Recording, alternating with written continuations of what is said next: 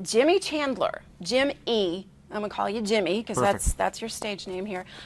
You're also Jen Gotson's husband. I am. New husband. That's correct. Okay, but that's not your big claim to fame, although that's a very that's the most important a very one right now. important one. It absolutely is because she's right over there. Yeah.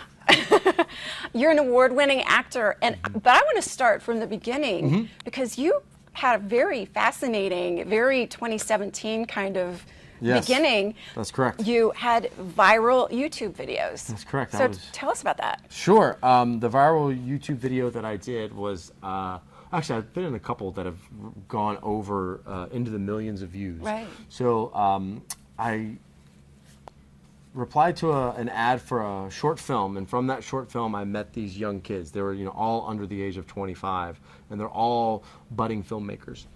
And one of these, I got connected to a gentleman by the name of Clinton Jones. He's out in LA now doing his own work. But this was, his claim to fame was a viral YouTube video called Cardboard Warfare, where all the weapons were made out of cardboard, but he used his VFX skills to make them appear like they were firing for real.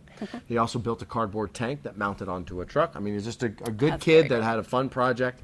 And so he was casting Cardboard Warfare 2. And because I had met these other gentlemen on these other youngsters, these YouTubers, on this other set, he called me and asked me to be a part of Cardboard Warfare 2. Cardboard Warfare 2 was set during World War II, and he made everything to spec as far as the dimensions, but he made them all out of cardboard. And the previous Cardboard Warfare had that tank in it. We blew up that tank with pyrotechnics, and people saw his talent and started to like, hey, I want to work with this guy. So we had some of Atlanta's top stunt performers were on board, and there was a pyrotechnic and makeup crew that came in from LA to film in Georgia to make this video. Funny. So we filmed for 3 days, and we shot about 10 to 12 pages a day. And it was an action film with pyrotechnics, and right now I think it has close to 7 million views on YouTube. That's amazing. And from there, I met another gentleman named Olin Rogers, who is a very successful YouTuber with comedy and sketch comedy. And he used me for some of his fan films that he made for video games. So video game fan films were also some things that go viral. So I did one with him called Mega Man X. And from there, like, that's how I got my start in that type of broadcast for acting. Well, now you also were in one of my favorite shows of Netflix show of last year, Stranger Things. That's correct. And then you've done a lot of other things. You've acted also with your wife in Saving Faith, Lionsgate, Sinking Sand, The Colors of Emily, and I asked Jen about this, but so what about you? What's it like working with your spouse? I think it's great. I mean, she's over there, so you have to kind of say that, right? Yeah, no, it is, because we get to encourage each other, and we get to kind of debrief, and that was part of our courtship, was being able to communicate with each other and see how the day went and figure out what we could do better tomorrow and pray for each other and do all of those things and just be there to as a support system.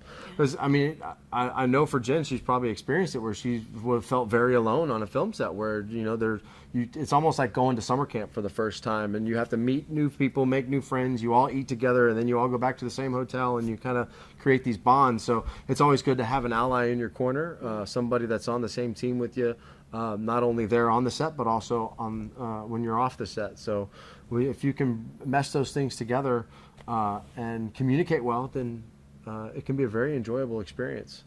Now, where are you guys based? Where do you do most of your films these days? Well, most of where we live now, just outside of New York in Weehawken, New Jersey, and but most of the work we've done all over the East Coast. But in New York now, primarily, I've been doing work on the Investigation Discovery Channel. Done several TV shows for that. That's my channel. Yeah, that's where my you're TV the demographic stays that they target. I'm the one. And it works. Any serial killer thing, any murder, I want luminol for my birthday. I mean, I love that channel. It's great. I haven't played a killer, thankfully, but I've played a victim, and I often play a cop because when I take my glasses off, I look really mean. Oh, you look like a cop completely. Yeah. When I first saw you across the room, I was like, "There's a cop." Yeah.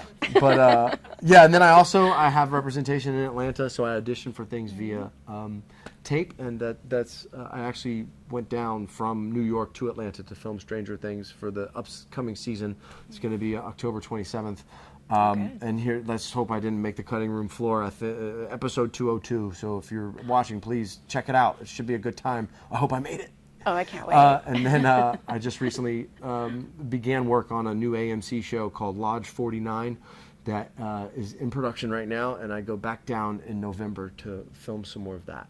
Isn't and it amazing? Me and Jen are making our first feature film together called The Farmer and the Belle, Christmas comedy movie 2018. For which channel? It's not going to be on the channel. This is going to be wide release, hopefully, prayerfully.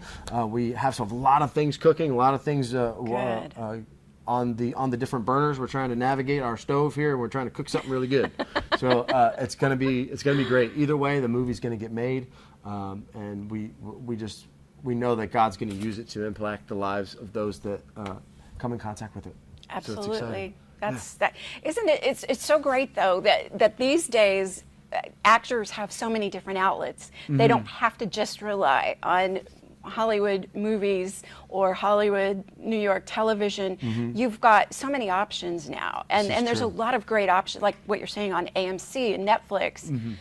Is it helping? Is it opening more doors for you? I think that it's great because it does give a platform for the independents to have some type of a reach, where before they would solely be relying on somebody distributing it through DVD. Now they can find a distributor that might have a connection with one of these streaming platforms, or you can crowdfund yourself. Yeah, or crowdfund, or to get it on some of the uplifting channels, especially if they're creating some type of uplifting story or Christian content. But this still, the major studios are the ones that do the big wide releases generally. I think we're learning through this process that 98% of all box office revenue comes from a studio film, not from an independent. So it has to.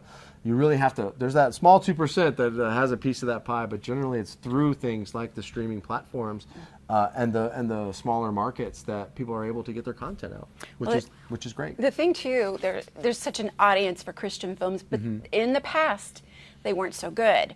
I have my friends Kevin and Sam Sorbo have been a part of some really quality Christian films, and they are getting so much better. And there's more of a need, and people want to see them. So that's exciting for the Christian film industry. Absolutely, and it took a hit in order for the Hollywood to say, oh, wait a minute. Yeah. There's actually people want to watch these things, so let's invest money. And little do they know that they're investing in God's messaging. And if they're doing it for a profit, so be it. That's what they can do. But the people who are making the films have a different heart. And you're right, the films are getting better. And it's funny you mentioned Kevin. Me and Jen worked with him last year on the Reliant, which is going to be coming out. Yeah. And that is going to be a very high quality film, action-packed, and the film that me and Jen are producing and making with our producing team is also going to be excellent. We've already shot some of the footage that we want to have in the film, and it looks really good. So the thing for Christian films to really do is to focus on the story and focus on the script, because you cannot make a good movie with a bad script. But you need good actors too. That's true. That's been a kind of a problem. That's true, but you can have bad actors, but if you have a great script, the story will still be engaging. Because the story is there. The story, I think, is the number one. But you're right, the production value is not necessarily the main thing. If you have a good script and good actors, then you can make a watchable movie at least, instead of people being like, what is this? Oh, but that's what we don't want. Schmaltz. We don't want schmaltz. We don't need that anymore. Jim E. Chandler, thank you so much. My pleasure. I'm so happy to know you and your wife. These are really good people, quality people. Thank you. Thank you.